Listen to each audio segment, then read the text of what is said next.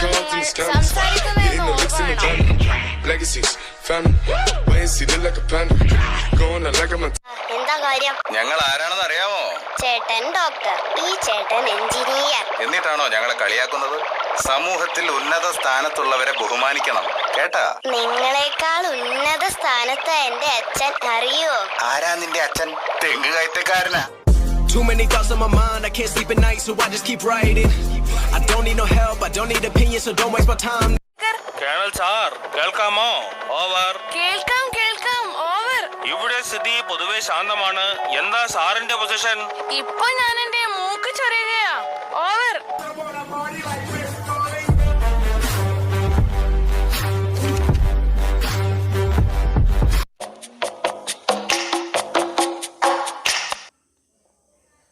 ആരാടാ അത്?